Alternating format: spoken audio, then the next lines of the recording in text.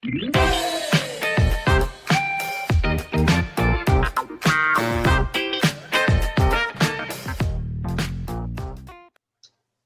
pessoal, sejam muito bem-vindos e muito bem-vindas a mais uma aula de processos patológicos gerais. E nessa aula de hoje nós vamos falar sobre os mecanismos de regeneração tecidual. E para falar desses mecanismos, eu devo resgatar alguns conceitos que nós trabalhamos nas aulas anteriores. Então, vocês vão ver que em alguns dados momentos da nossa aula, eu vou comentar algumas coisas que a gente já viu, mas é por causa, é para que a gente possa construir o conteúdo de hoje pautado naquilo que a gente já aprendeu. Então, o primeiro item que a gente resgata para que a gente possa consolidar a aprendizagem acerca da regeneração tecidual é o próprio conceito de regeneração quando comparado ao conceito de reparo. E quando a gente percebe que existe a regeneração e o reparo, também percebemos que eles atendem a duas situações totalmente diferentes. Por exemplo, enquanto a regeneração parte do pressuposto de que nós podemos refazer o tecido perdido, que foi lesionado, que foi injuriado, e de imediato algumas células se perderam durante esse processo de injúria, nós temos algo que irá restabelecer a homeostasia. Enquanto no reparo, nós temos uma solução paliativa, onde nós tentamos recuperar um tecido injuriado, mas que não conseguimos, consequentemente, por conta da injúria ter sido grave, ter sido uma lesão grandiosa, ter sido uma lesão muitas vezes crônica e irreparável, nós temos a necessidade de cicatrizar o tecido lesionado, o tecido injuriado. Então, é como se eu estivesse restabelecendo ali, tentando restabelecer a homeostasia, mas não dá por completo. Por quê? Porque aquele tecido teve lesão em sua totalidade, mas principalmente na região concernente ao tecido conjuntivo, aos tecidos de preenchimento, muitas vezes. Então, aqueles locais onde preenchiam aquele tecido, aquele órgão, aquela estrutura, tiveram uma lesão que comprometeu a sua estrutura e, consequentemente, trouxe à tona uma série de problemas que não podem ser mais contornados de forma total, mas sim parcial. Isso é um processo de reparo. Já a regeneração, eu consigo restabelecer a condição inicial, mas o reparo não, eu só consigo fazer um paliativo. Então, essa é a diferença entre regeneração e reparo. Alguns livros vão apresentar reparo como sendo também cicatrização. Então, vocês podem encontrar esses dois termos, ou reparo ou cicatrização. Mas lembre-se que reparo e cicatrização não são a mesma coisa que regeneração. Ok? Lembrem-se disso, é muito importante. E, nesse ponto, a gente começa discutindo sobre os mecanismos de regeneração tecidual, dando um foco na regeneração hepática. Nesse primeiro momento, regeneração hepática, mas daqui a pouquinho a gente vai ver um pouquinho sobre a matriz extracelular e ver também como é que ela vai interagir com os tecidos injuriados a ponto que haja uma regeneração ou reparo, certo? Então, a gente vai focar na regeneração hepática. Por quê? Porque existem diversos tipos de tecidos, tá? Existem tecidos que conseguem se regenerar parcialmente, existem tecidos que conseguem se regenerar completamente, e existem tecidos que não conseguem se regenerar. Isso depende muito, mas muito mesmo, da classificação tecidual. Porque, por exemplo, o tecido hepático é um tecido feito por hepatócitos. As células hepáticas chamadas de hepatócitos. E elas são o quê? Quiescentes. O que são células quiescentes? São células que nós chamamos de células, vamos dizer assim, de divisão optativa, digamos, facultativa, melhor dizendo. São células que têm um ciclo celular optativo, facultativo. Existem 3 tipos de tecidos constituídos por células que nós chamamos de células lábeis. Essas estão sempre em divisão celular, estão em seu ciclo celular ativo. Então, elas conseguem estar o tempo todo ali, se dividindo se houver necessidade. Então, elas estão em constante renovação. Um exemplo de tecido que é constituído por células lábeis são os tecidos epitelial, que a gente percebe que tem muita divisão celular. A gente percebe que as células estão sempre em ciclo celular, porque elas estão ali, sempre se renovando. A própria pele é um exemplo magnífico acerca disso, tendo em vista que a última camada da pele é feita de tecido epitelial e todos os dias essa última camada tem organismos celulares que morrem e são removidos, seja por você mesmo, coçando a pele, seja por uma despelação ou descamação, onde a pele vai caindo, né? Quando a gente vai para o sol, por muito tempo, que acelera a morte celular, e aí você tira aquela camada mais superficial da pele.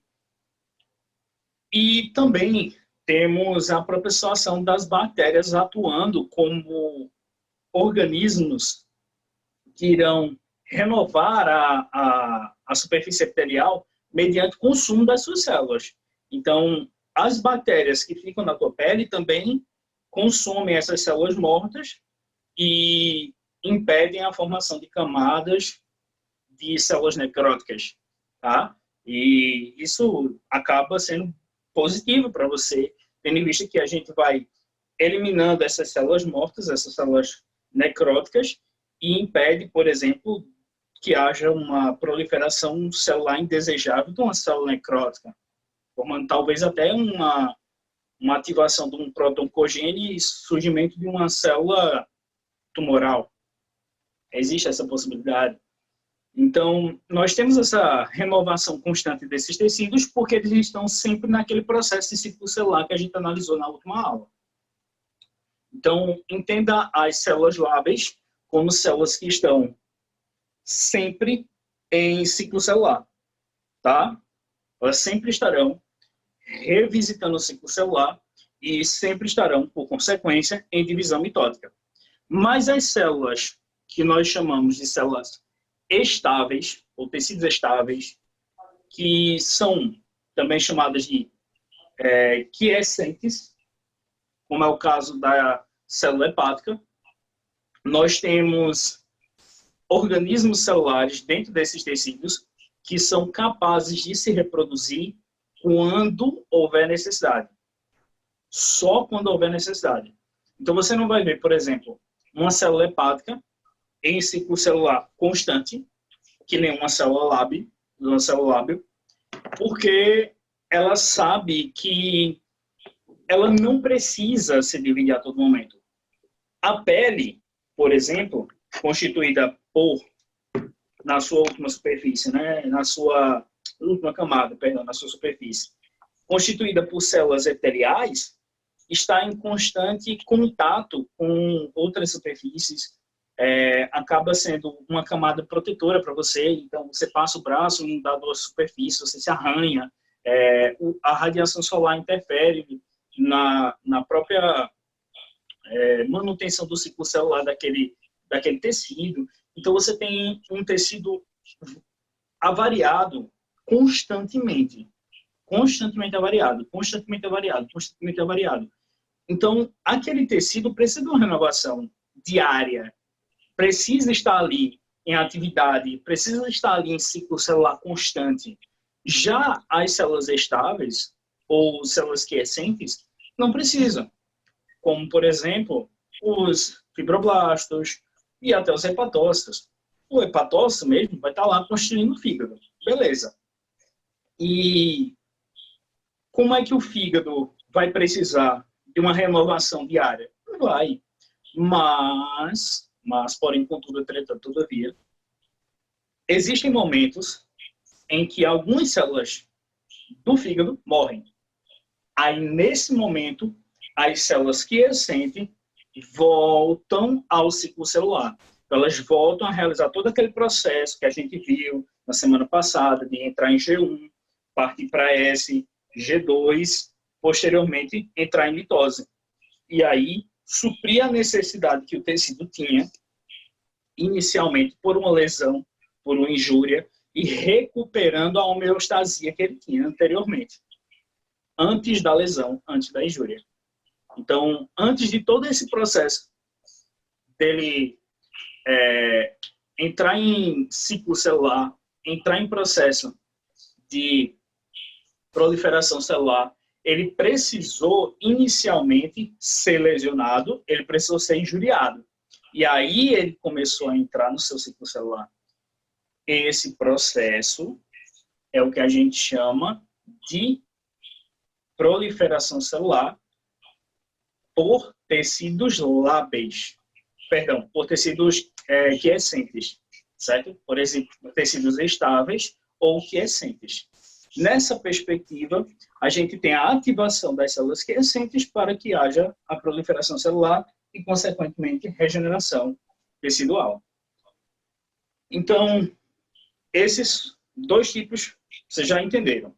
Células lábeis, aquelas que estão sempre em ciclo celular, células quiescentes ou estáveis, que estão em um estágio que não necessariamente é de ciclo celular, mas quando há uma necessidade, né, quando houver uma necessidade, ele entra em ciclo celular para se dividir e regenerar aquele tecido ali. E o último tipo celular, que a gente não vai falar aqui nesse processo, é o de células permanentes, que eu já cheguei a citar na aula passada, são as células que já estão em seu estágio de diferenciação final.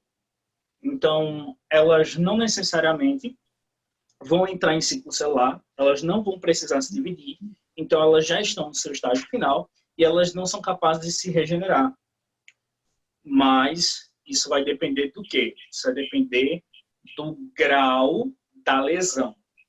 Então, por exemplo, existem células quiescentes, tecidos estáveis, que não são capazes de se regenerar porque a lesão foi muito profunda, ou a lesão chegou a ser irreversível, a um ponto de nenhum mecanismo de reparo ser funcional.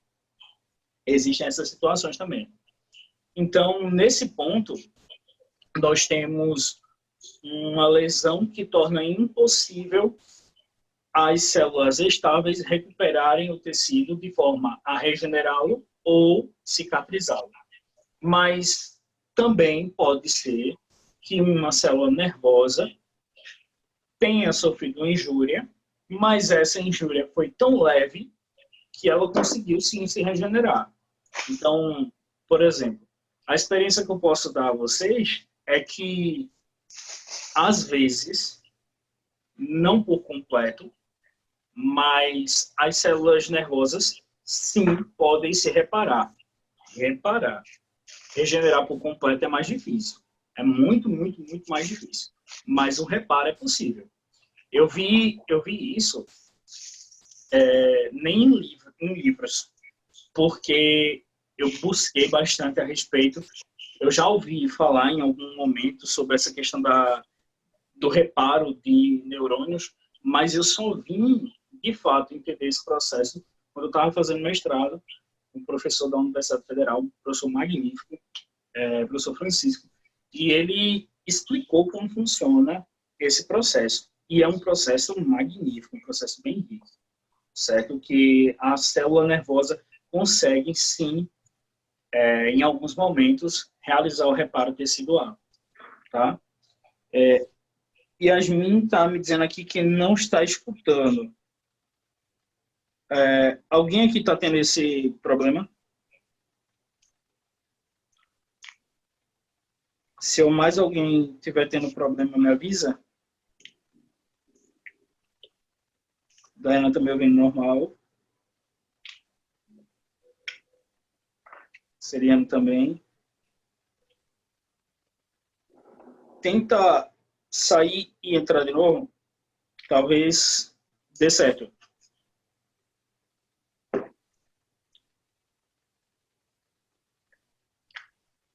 Não. Dá uma olhadinha no volume. Talvez possa ser isso. Tá me escutando, Regulada no professor? volume. Tá Eu estou escutando? escutando. Tá tudo parado. Tá. Oxi, Peraí, tá querendo voltar? agora sim. Agora voltou. Ou parou todo mundo. Era só um empurrãozinho. Ah, tá. Obrigada. Nada, vamos lá. Então, nesse momento, a gente começa falando sobre a regeneração hepática, que é dada pela hiperplasia compensatória, ou crescimento compensatório. Por quê? Porque não é uma regeneração por completo. É mais uma forma que o tecido encontra de aumentar o volume celular para preencher a porção injuriada, lesionada ou até mesmo removida. Sobre essa hiperplasia compensatória, eu tenho uma curiosidade para vocês. Eu não sei se vocês já ouviram falar da história de Prometeu. Eu não vou saber a história toda. Faz muito tempo que eu não escuto mitologia grega.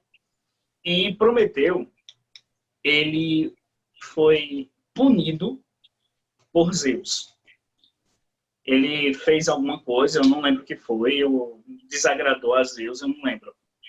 E em um dado momento, Zeus simplesmente amarrou ele, correntou ele em uma rocha, e todos os dias as aves vinham, se não me engano, corvos, todos os dias as aves vinham e comiam um pouco do fígado de Prometeu. E todos os dias o fígado se regenerava, justamente porque era constituído por células quiescentes que podiam ativar a sua entrada no ciclo celular e, consequentemente, ir renovando as suas, vamos dizer assim, o seu volume tecidual, dando origem a uma glândula semelhante àquela que era inicial em seu estágio de homeostasia. Então, todos os dias, os corvos iam lá e comiam um pedacinho do fígado de Prometeu, e todos os dias o fígado se regenerava. E essa foi uma punição que Zeus deu a Prometeu, de passar a eternidade servindo de alimento para os corvos. Foi uma punição meio cabulosa, mas é quando a gente vê que na mitologia grega nós já tínhamos sinais de conhecimento acerca do próprio organismo, tendo em vista que, nesse momento, a história de Prometeu se pautava na regeneração do fígado, que é dada por causa das células quiescentes. Então, vê que interessante.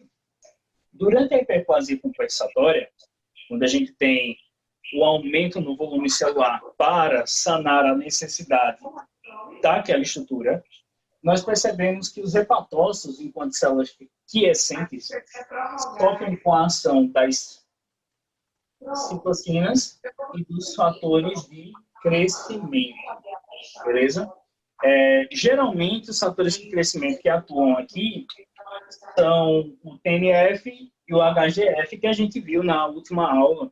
A gente falou sobre o HGF, que é o fator de crescimento do hepatócito, né? O fator de crescimento hepático. E como é que vai funcionar? Bom, nesse momento da regeneração tecidual do fígado, nós percebemos que as células que nós chamamos de células hepáticas ou hepatócitos sofrem com a atuação das citocinas. As citocinas vão incitar os hepatócitos a entrar no ciclo celular. Como assim, professor? Nós conversamos semana passada e discutimos que em dados momentos a célula que está fora do ciclo celular encontra-se em seu estágio de G0. Então, em G0, ela se desliga do processo de ciclo celular e ela fica meio que desligada porque ela está no seu estágio de repouso quanto ao ciclo.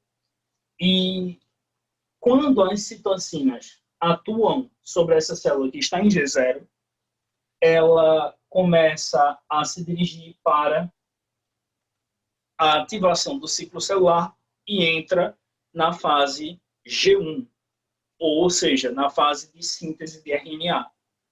E nesse início, nós percebemos que alguns fatores de crescimento também vão instigar a célula a chegar em G1. Então, ela passou de G0 para G1 por conta das citocinas. Mas os fatores de crescimento permitiram que essa célula, que agora está em G1, se ativasse para seguir o ciclo celular. Então, esse aqui é o ciclo celular. E para ativar esse ciclo, eu precisei dos fatores de crescimento. Quais foram esses fatores de crescimento? O TNF e o IL-6. Ok? Então, esses são os fatores de crescimento que ativam o ciclo celular dos hepatócitos durante a regeneração hepática.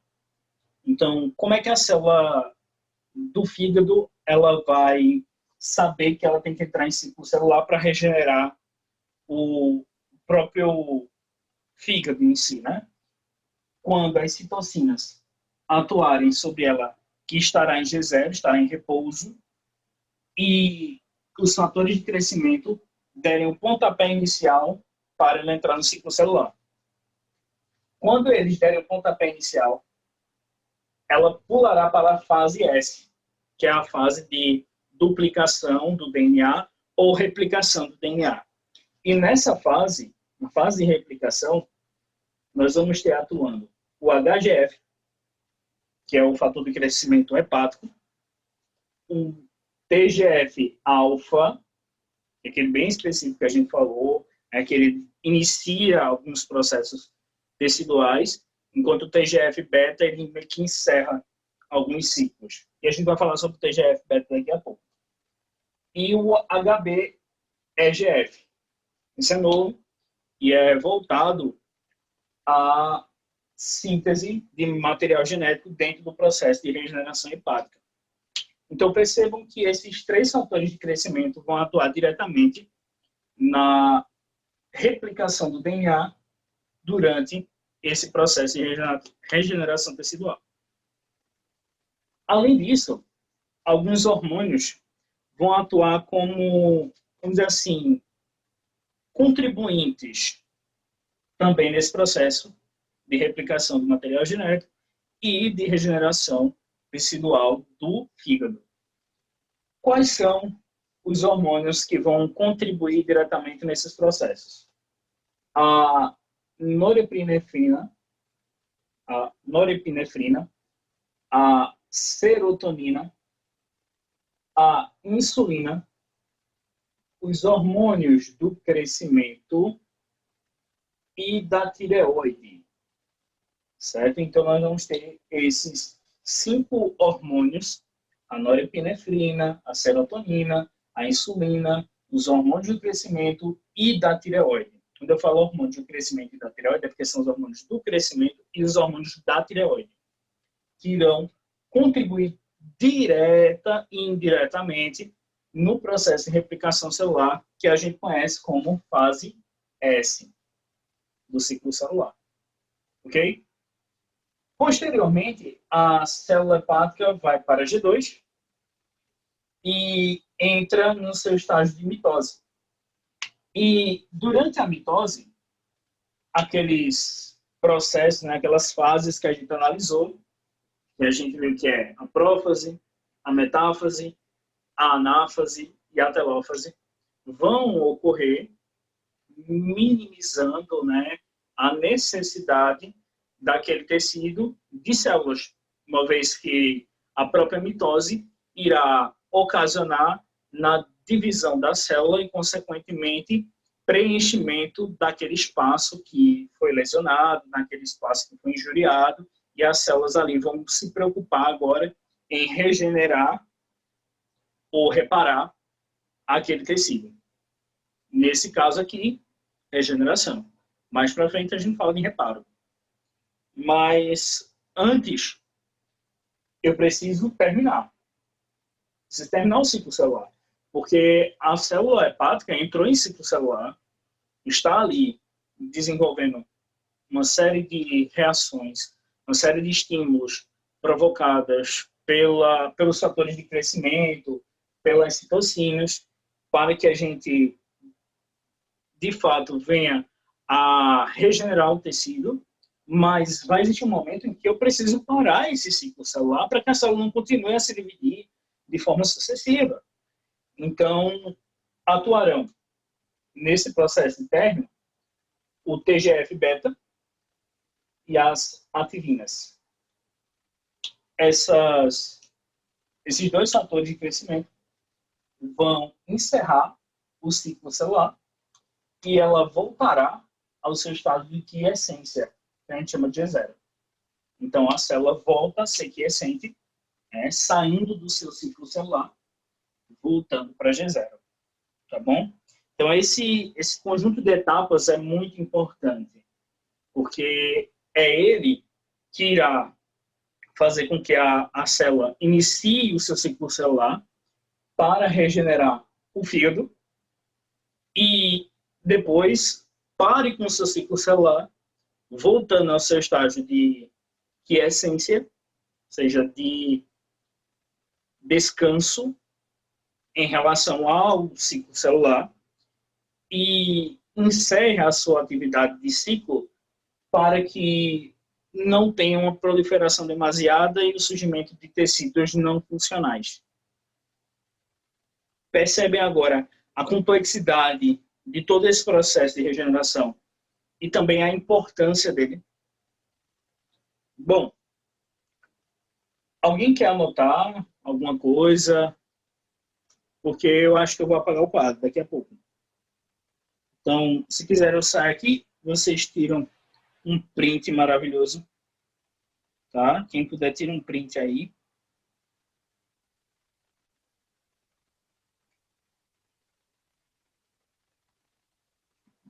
Beleza? Pediram para eu aceitar uma pessoa, deixa eu ver aqui. Aceita.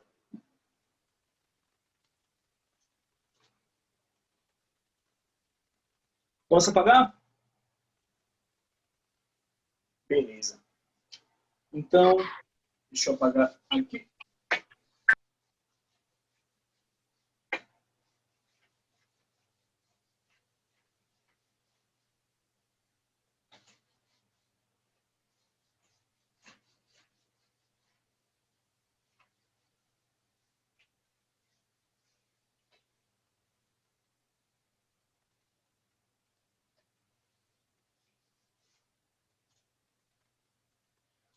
Outro mecanismo de regeneração tecidual muito importante, que na verdade não necessariamente é um processo, mas sim algo que todos os tecidos têm em seu entorno e que é muito importante para que haja regeneração tecidual, é o que a gente chama de matriz extracelular.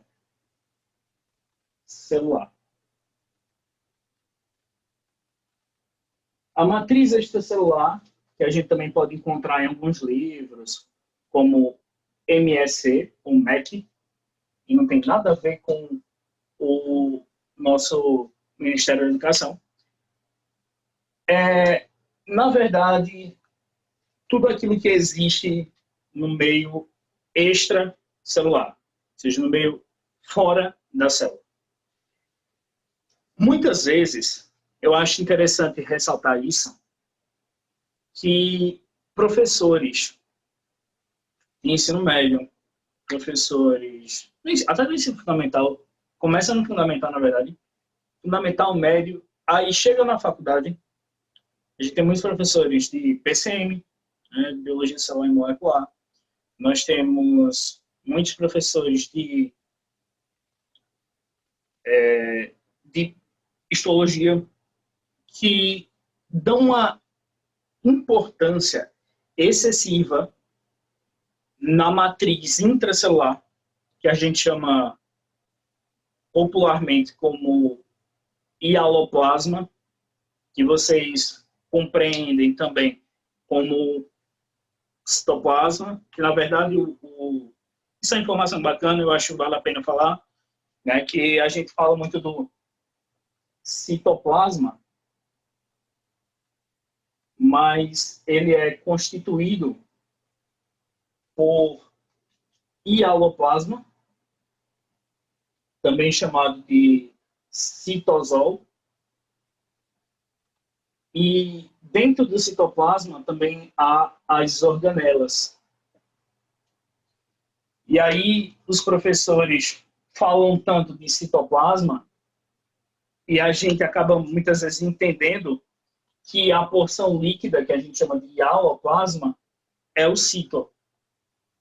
Então a gente associa como se fosse a mesma coisa, mas não são. O citoplasma é a porção fluida e as organelas, enquanto o hialoplasma é só a porção fluida. Então, preste muita atenção nisso. O citoplasma é o hialoplasma e as organelas. Já o hialoplasma é só a porção líquida.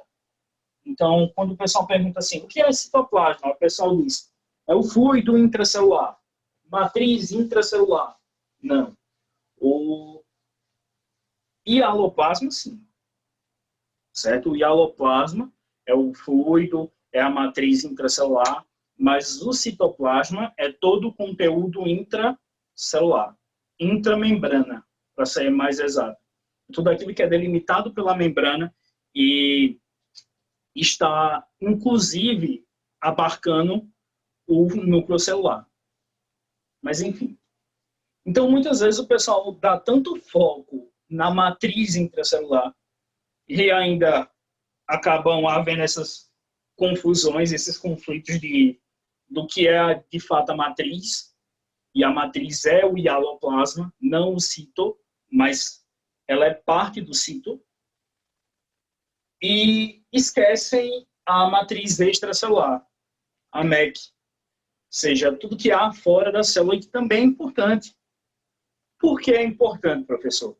Bom, vamos destacar agora o porquê a matriz extracelular é um mecanismo de regeneração tecidual. Primeiro, ela contribui para o controle do crescimento celular. Por quê, professor? Porque, veja, nós acabamos de mencionar, que o crescimento, a hiperplasia compensatória dos hepatócitos ocorre justamente porque as citocinas e os fatores de crescimento que estão fora da célula vão interferir na célula porque simplesmente houve uma necessidade. Então, de onde vieram essas citocinas? De onde vieram esses fatores de crescimento? Claro que foi do meio fora da célula, ou seja, na matriz extracelular. Existiam armazenados em alguns tecidos esses fatores de crescimento, essas citocinas, e esses fatores vieram até a célula e controlaram, né, fizeram o seu controle do crescimento celular. Então, elas interferiram diretamente. Os fatores interferiram diretamente e, consequentemente, a matriz extracelular também.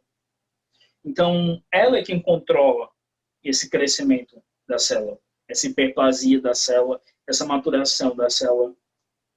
Por quê? Porque nela, na matriz extracelular, existem as ferramentas, né, os seus fatores de crescimento. Além disso,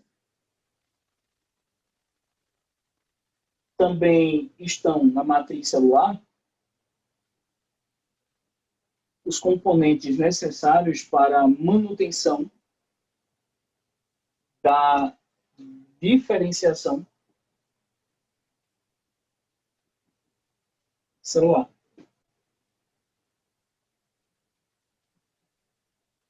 Então, todas as moléculas que interferem diretamente ou indiretamente na manutenção da diferenciação celular estão também na matriz extracelular.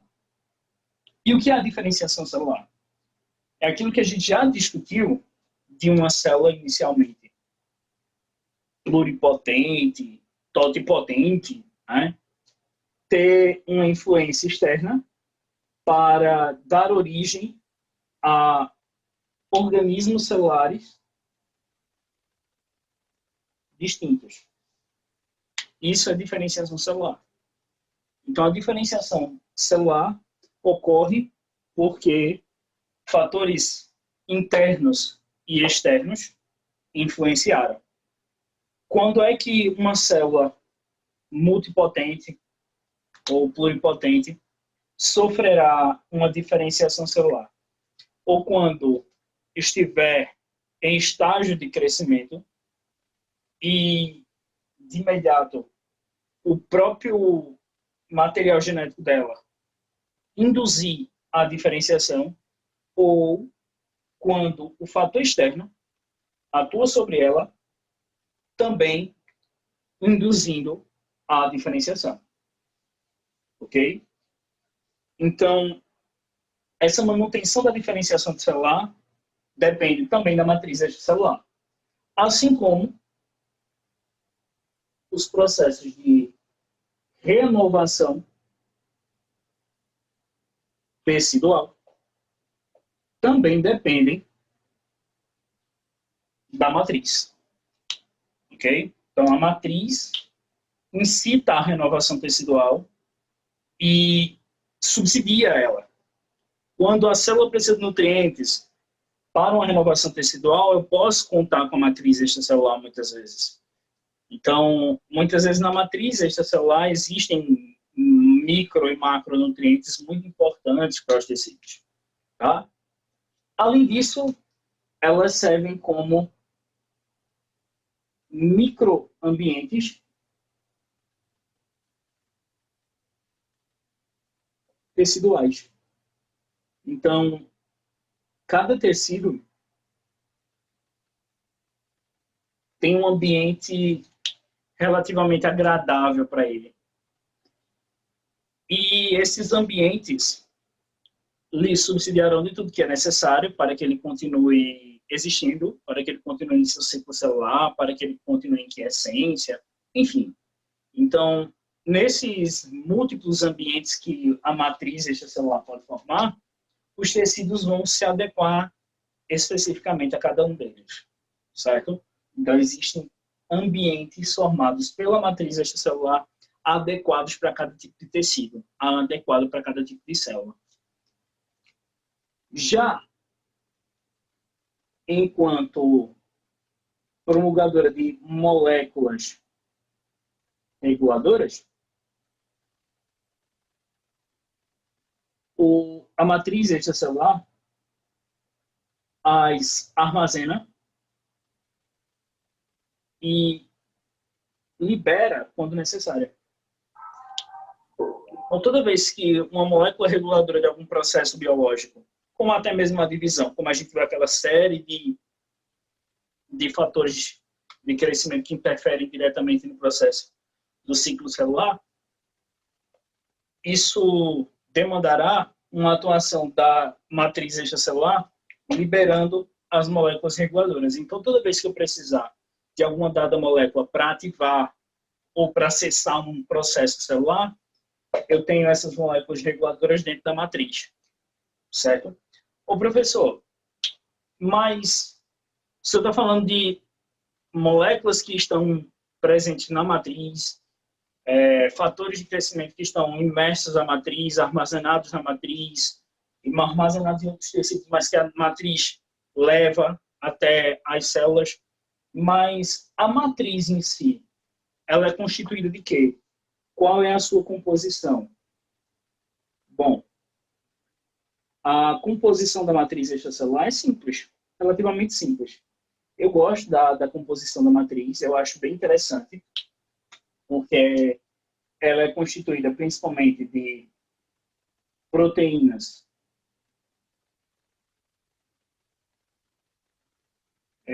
que a gente chama de colágeno e elastina. Então, a gente tem aqui dentro das proteínas o grupo dos colágenos e das elastinas, já a gente fala sobre eles, tá? Eu gosto também de classificar em proteínas colágenas, proteínas elásticas e proteínas reticulares. Mas a reticular é um tipo de colágeno. Isso é muito importante da gente citar. Já as glicoproteínas,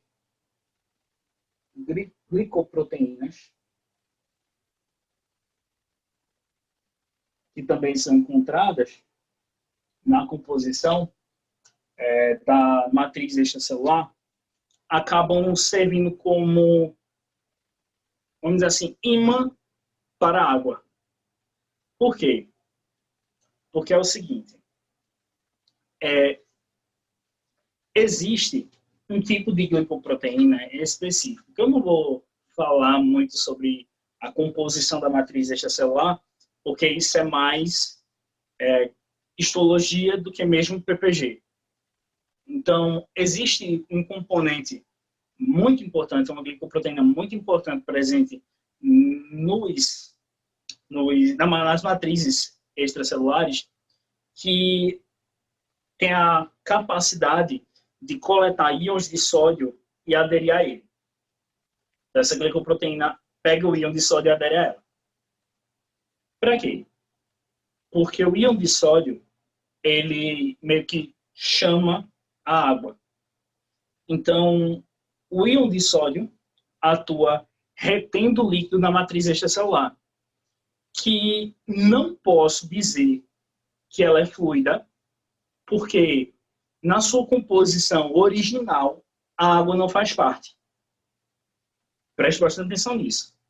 A água não faz parte da composição fundamental da matriz extracelular. Mas existem glicoproteínas que aderem a elas íons de sódio, que consequentemente atraem a água para o seu meio, para a matriz, a fim de solubilizar aqueles íons de sódio. Mas a água, em momento algum, faz parte da matriz extracelular. E é o que muita gente meio que erra, porque acredita que a água faz parte da matriz, acredita que a água vai estar ali fazendo parte da matriz como um componente essencial, quando, na verdade, ela é uma intrusa, certo? Ela é atraída pelo íon de sódio, mas que não deveria realmente tê-la.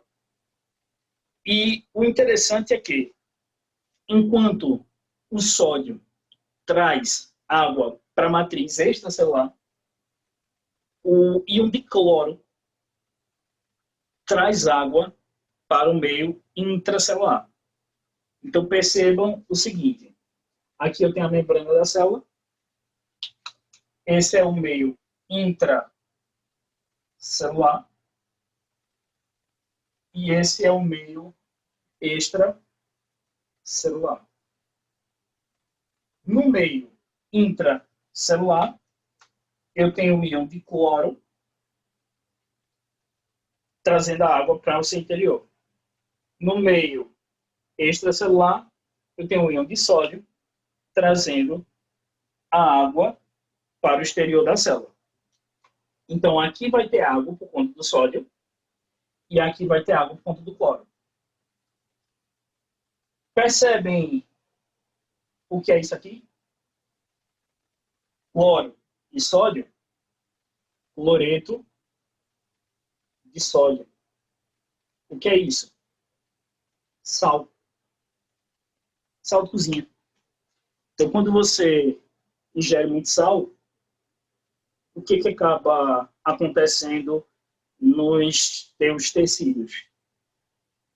Seja na matriz intracelular ou na matriz extracelular dos tecidos, a tendência é que o cloro do sal armazene a água dentro da célula e que o sódio armazene a água no meio extracelular, na matriz extracelular. Isso vai fazer com que você tenha o quê? Retenção de líquido, certo? Então, por isso que quando vai se ter uma dieta, a primeira coisa que a gente corta é o quê? Sal, para eliminar o excesso de água que está retido nas matrizes intra e extracelular dos nossos tecidos, tá bom? E muitas vezes esse excesso de água acaba hidrolisando proteínas, acaba hidrolisando algumas biomoléculas também muito importantes e acaba interferindo direto e indiretamente no funcionamento regulado dos seus tecidos, ou seja, na tua homeostasia. Bom, então além das proteínas e das glicoproteínas, nós temos os proteoglicanos,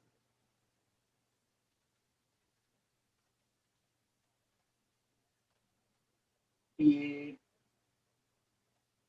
os hialuron.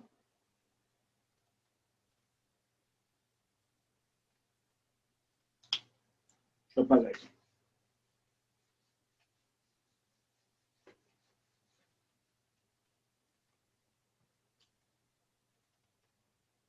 Que, na verdade, esse proteoglicano junto às glicoproteínas que vão armazenar os íons de sódio e, consequentemente, fazer esse processo da retenção de líquido na matriz extracelular.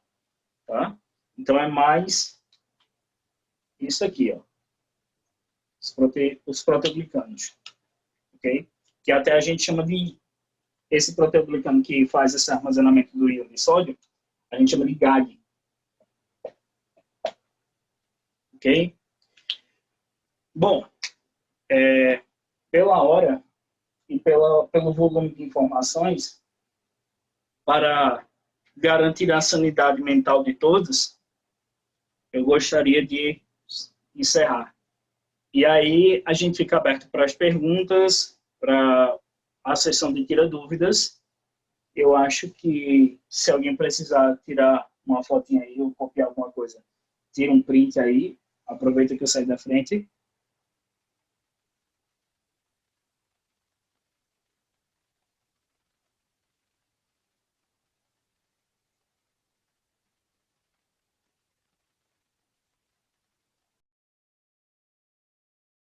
Bom, então, agora a gente fica aberto para perguntas. Deixa eu me organizar aqui para melhor conforto. Deixa eu parar a gravação.